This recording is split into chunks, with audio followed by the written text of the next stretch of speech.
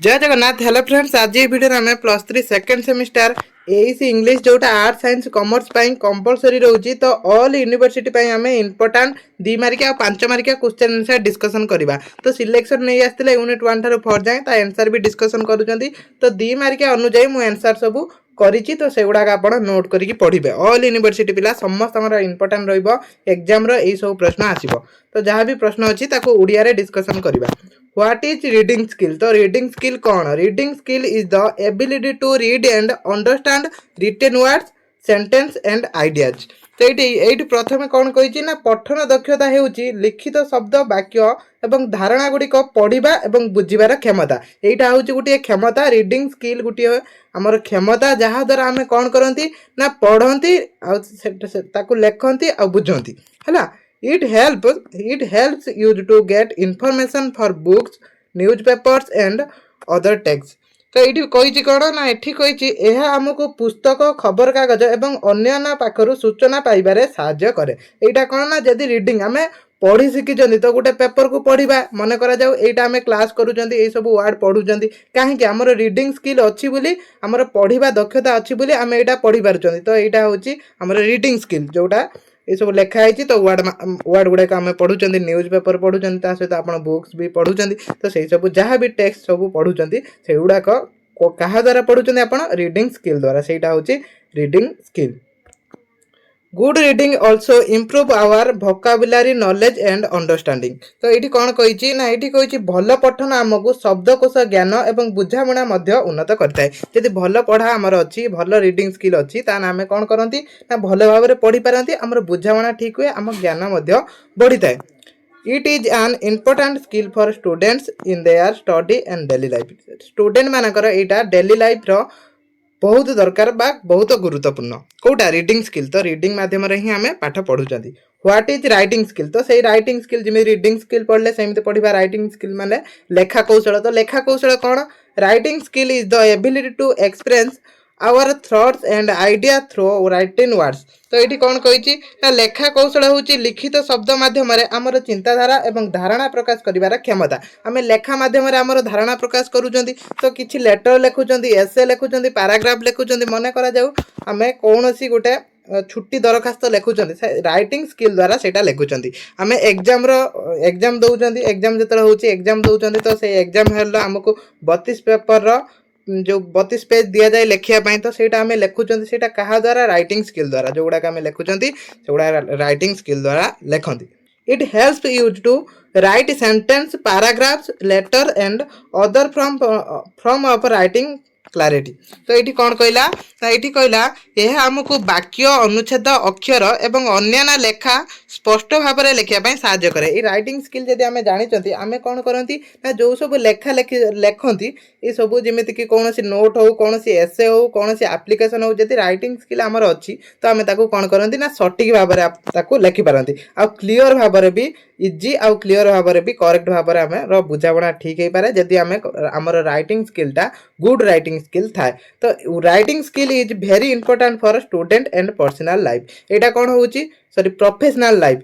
यहाँ ये जो राइटिंग स्किलटा छात्र जीवन में आउ वृत्तिगत जीवन में बहुत गुरुत्वपूर्ण। देखिए जो माने बिजनेसमैन अच्छा से भी राइटिंग स्किल बिना बिजनेस चलई पारे कि स्टूडेंट माने भी राइटिंग स्किल द्वारा पाठ पढ़ी पारे। तो बेसी करके अन्य माने भी राइटिंग स्किल उपरे निर्भर करती किंतु स्टूडेंट आउ प्रोफेशनल कौन भी वृत्तिगत कैरियर यहाँ बेसी गुरुत्वपूर्ण।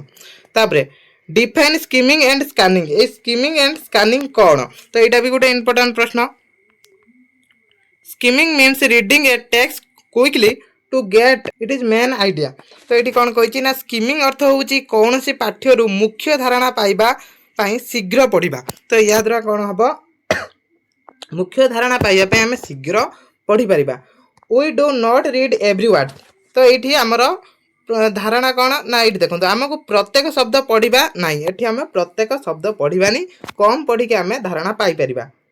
Scanning means reading quickly to find a particular piece of information such as a name date number और वर्ड। तो ये कौन कहला स्कैनिंग अर्थ कौन स्किमिंग कौन जानिले तापर स्कैनिंग। तो स्कैनिंग अर्थ हूँ नाम तारीख संख्या किंबा शब्द भली कौन निर्दिष्ट सूचना खोजापी शीघ्र पढ़ा। तो या द्वारा कौन करवा आम ना शीघ्र फाइंड आउट करिपरिबा जो सब देइछि इन्फॉर्मेशन नेम डेट ये सब शीघ्र जानि परिबा। Both are useful methods for saving time while reading. तो रीडिंग बेले आमे टाइम सेव करि परिबा जदि एई दो स्किमिंग आउ स्कैनिंग को यूज करूचंती।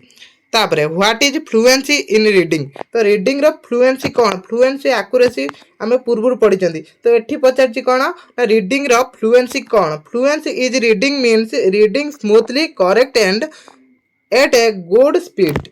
तो फ्लुएंसी रो उड़िया कौन सहजात मन रखिथिबे। तो एठी कहिछि पठन सहजात अर्थ हेउछि सुगम सठिक एवं भल गतिर पढ़िबा माने ठीक भाबरे आमे पढ़िबा हला। एटा रीडिंग रो देइछि। तो रीडिंग टा एटा कोन करबा सहजात होउछि कोन सहजात अर्थ होउछि पठन बास पठन सहजात अर्थ होउछि हमें कोन करबा ना जोटा पढ़िबा सेटा सुगम सठिक आ भल भाबरे पढ़िबा।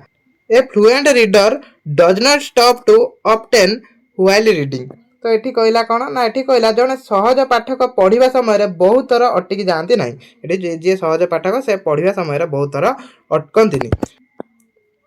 The readers understand the meaning of the text and reads the word clarity। तो एठी कौन कहिछि पाठक पाठर अर्थ बुझंती एवं शब्द गुड़िक स्पष्ट भाव में पढ़ती। पाठक याद कौन करती ना अर्थ बुझंती ताको स्पष्ट भाव में पढ़ती।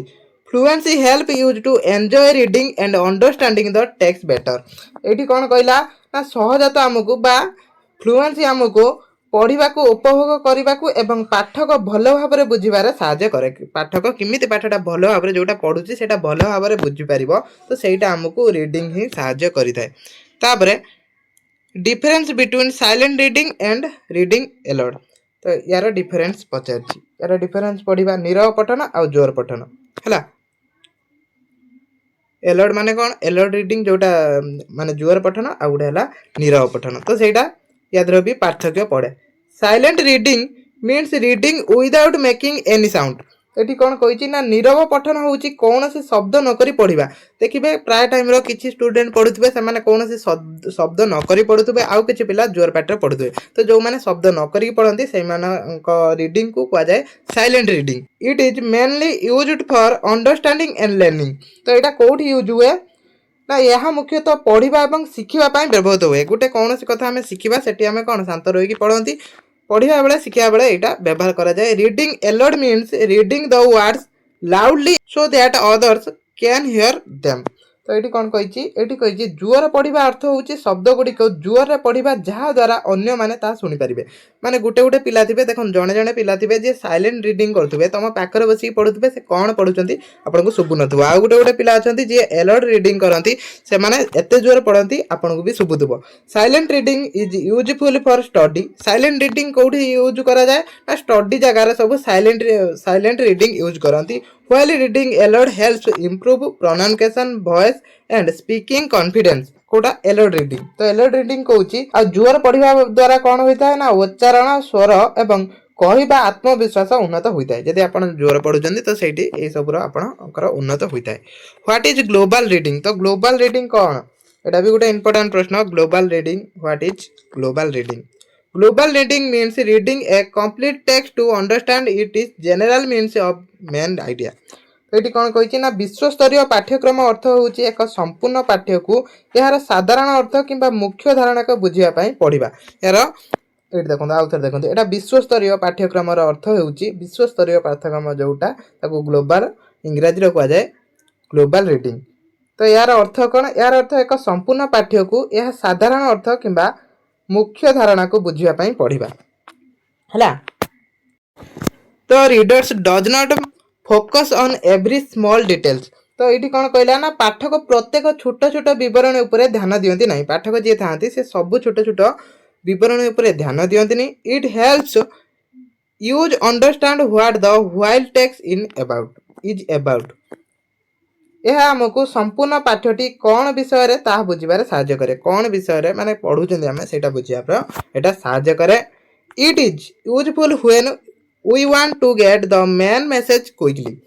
तो ये कहला जितेबाला आम मुख्यतः वार्ता शीघ्र पाइबा चाहूँ सेतेबेले यह उपयोगी सेतेबेले यहाँ दरकार पड़ी थाए। तापर ये देखो आ जहाँ भी प्रश्न अच्छी ब्रेन स्टॉर्मिंग तो राइटिंग एटा भी पढ़े discuss the stage of the writing process तो राइटिंग प्रोसेस स्टेज सब यहाँ 5 मार्किया प्रश्न पढ़ो मोस्ट इंपोर्टेंट क्वेश्चन तो यहाँ डिस्कसन करवा तो राइटिंग प्रोसेस हाज सर्वाइवल स्टेज मैंने ये कौन कही ना ये कही लेखा प्रक्रिया अनेक पर्याय अच्छी फास्ट पर्याय कौन we plan and collect idea प्रथम कौन करवा आमे ना आमे योजना करवा आ धारणा को संग्रह करवा को विषय आमे लेखिबा तो सेटा धारणाटा आमे संग्रह करवा तापर सेकंड स्टेप रे आमे कौन करवा we write the first draft को आमे लेखिबा तापर थर्ड स्टेप रे कौन करवा we revise the writing and improve the ideas तापर कौन करवा ना तृतीय रे आमे लेखा को संशोधन करू एवं धारणा को उन्नत करू ताको कौन करवा रिवीजन करके ताको संशोधन करवा तापर फोर्थ रे कौन करवा we edit grammar spelling and pronunciation तापर फोर्थ स्टेप रे आमे कौन करवा ना आमे व्याकरण आ बनान ए सब जा भूल अछि तो सेगुडा को समाधान करवा finally we prepare the final copy for reading our submission शेष आमे पठन किंबा दाखल पाई सेटा अंतिम कॉपी प्रस्तुत करू तो यहाँ है टोटाली रीडिंग प्रोसेस तापर 9 नंबर प्रश्न व्हाट इज एकेडमिक राइटिंग कौन तो एकेडमी मानकर जो सब राइटिंग हुए लेखा लेखि हुए सेगुड़ा कहूँ एकेडमी राइटिंग जमीती कि स्कूल कॉलेज यूनिवर्सिटी मानकर लेखा होती सेठी एसे रिपोर्ट असाइनमेंट एंसर सब तो सेगुड़ा हम एकेडमी राइटिंग तापर व्हाट इज मीडिया राइटिंग तो मीडिया जो राइटिंग सब करा जाए news paper television radio website social media ये सब जो राइटिंग करा जाए तो सेगुड़ा है मीडिया राइटिंग सेगुड़ा सब कौट राइटिंग करा जाए मीडिया कौन से सोशल मीडिया प्लेटफॉर्म रो तापर difference between academy writing and media writing तो एकेडमी राइटिंग कौट हुए स्कूल एंड कॉलेज रे एकेडमी राइटिंग हुए से सगार मीडिया राइटिंग कौट होता है media writing newspaper TV आ ऑनलाइन मीडिया ऑनलाइन जेकोसी मीडिया रे भी एटा होता है it is useful formal I can be simple and interesting एटा सिंपल आउ इंटरेस्टिंग मध्य it explains idea in details एठी कौन करे it gives information quickly Etah quickly information देता है तो एतिकी थिला इंपोर्टेंट प्रश्न यूनिट 3 रो तो क्लास टी समस्त फुल अटेम्प्ट करथिबे सांग मानकु शेयर करंतु समस्त एग्जाम को जिबार पूर्व एटा पढ़ी जांतु क्लास को एट रखुची जय जगन्नाथ।